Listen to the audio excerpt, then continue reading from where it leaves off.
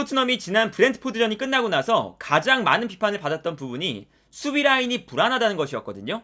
물론 지난 경기에서 로메로가 빠져 있었고 로메로가 토트넘의 수비 라인에 엄청난 영향력을 행사하는 선수이긴 하지만 로메로 한 선수가 없다고 해서 이렇게 수비 라인이 흔들리게 되면 사실 토트넘이 챔피언스리그권 경쟁을 하는데 많은 문제가 있을 수밖에 없겠죠. 실제로 최근 토트넘의 경기 기록을 보면요, 9경기 연속 실점을 하고 있습니다. 마지막 클린시트가 10월 15일 에버튼전이었고요. 에버튼전 이후로 9경기 동안 모두 실점을 하고 있어요. 그리고 모두 실점을 하는 동안 이 9경기에서 선제골을 먹혔습니다. 물론 이 9경기에서 로메로가 나왔던 경기는 맨유전과 스포르팅전 단 2경기밖에 없긴 하거든요. 그런데 어쨌든 로메로가 있거나 없거나 실점이 너무나 많고 특히나 선제골을 실점하기 때문에 경기를 끌려가는 흐름으로 늘 경기가 진행이 된다 라는 것이 가장 큰 문제라고 할 수가 있겠는데, 일단 토트넘의 3백에서 가장 큰 문제가 되는 자리는 오른쪽 중앙 수비수 자리와 다이어가 뛰는 3백의 정중앙 자리가 가장 큰 문제라고 할 수가 있겠습니다.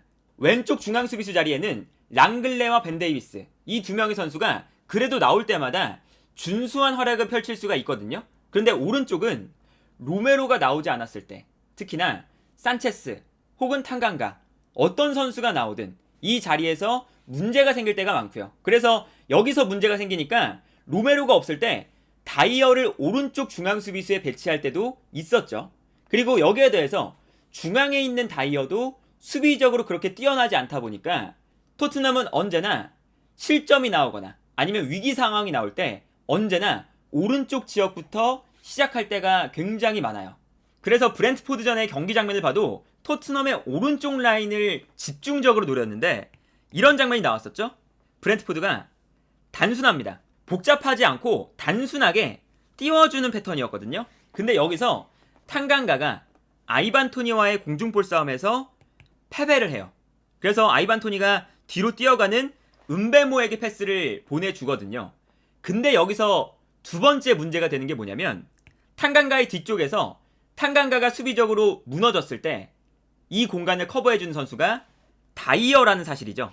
여기서 이게 왜 문제가 되냐면, 오른쪽 지역에서 수비 라인이 무너졌을 때 다이어가 이 공간을 커버해야 되는데 다이어가 스피드가 느리다 보니까 다이어가 적극적으로 달려나가지 않고 일정 부분 거리를 허용하면서 뒤로 물러날 때가 많죠. 그러면서 상대 공격수가 볼을 몰고 들어오는데 다이어가 계속 뒤로 물러나면서 상대 공격수의 플레이를 방해하지 못할 때가 많거든요.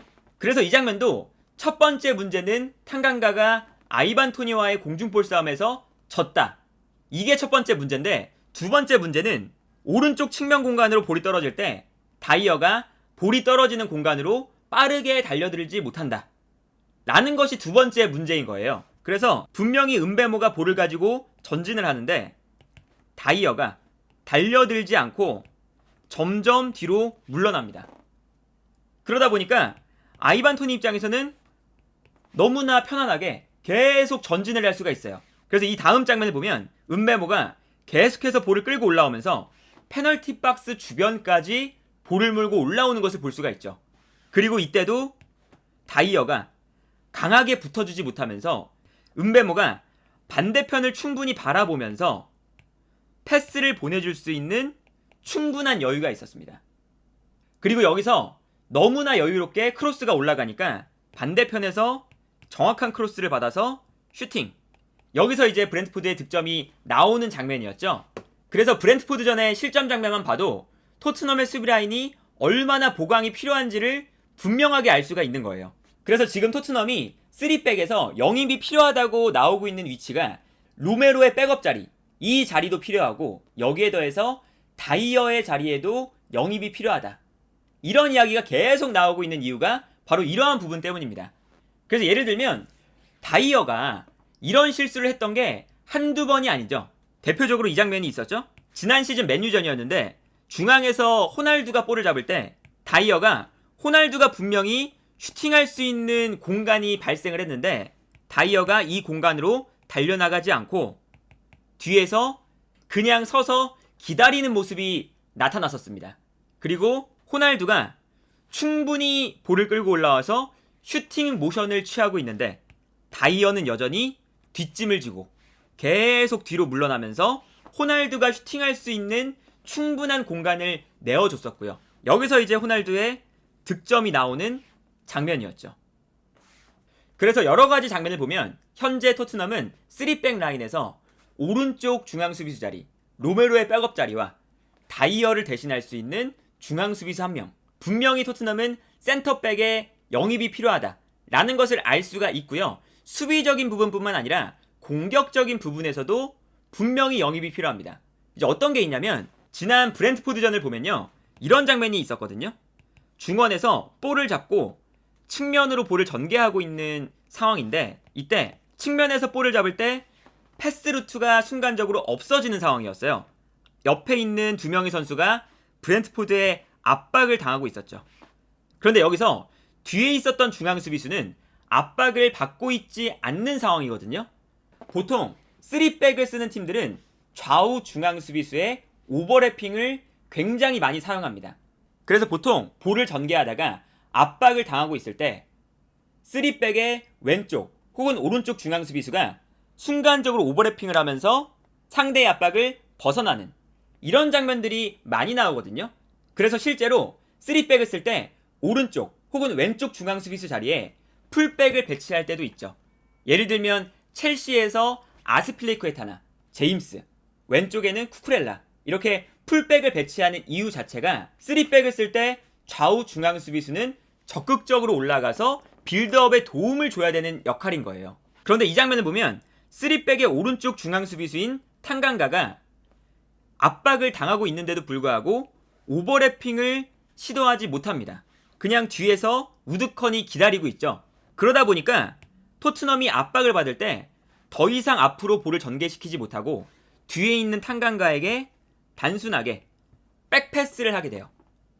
탕강가가 볼을 잡았을 때 탕강가가 여기서도 압박을 풀어내거나 볼을 전진시키는 능력이 부족하다 보니까 브렌트포드의 압박을 당할 때 탕강가가 여기서 한 번 더 백패스를 보내주죠. 계속 이제 볼을 전개시키지 못하고 백패스가 연속돼서 나오게 되고, 이때 결국에는 골키퍼까지 백패스가 연결되는데, 골키퍼가 볼을 받았을 때 토트넘의 수비 라인이 볼을 전개시키는데 그렇게 뛰어나지 않고 이미 3명의 중앙 수비수가 브렌트포드에게 압박을 당하고 있기 때문에 주변으로 패스를 보내주지 못하고 단순하게 길게 볼을 걷어내는 모습을 볼 수가 있었어요. 그리고 이 다음 장면을 보면 단순하게 볼을 길게 걷어내다 보니까 브렌트포드가 빠르게 달려나오면서 머리로 걷어낸 볼을 차단하는 모습을 볼 수가 있었고, 여기서 이 걷어낸 볼을 다이어가 제대로 걷어내지 못하면서 여기서 코너킥이 나오고 실점하는 장면이었거든요.